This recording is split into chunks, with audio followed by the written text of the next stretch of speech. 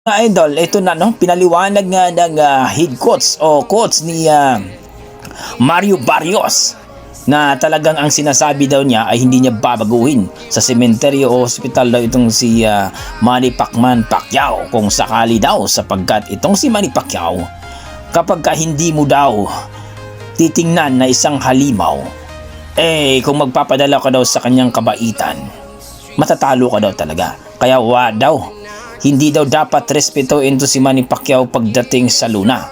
Alam daw niya ang karakas ni Manny Pacquiao, bait-baitan lang daw ito sa Luna, sa press con. Pero pagdating sa Luna ay isang halimaw at assassin daw ito na tatalunin ka lang, kakainin kang buhay ni Manny Pacquiao. Kaya ayon sa coach ni Mario Barrios, kailangan daw mag-mindset itong si Barrios na hospital at sementeryo ang pupuntahan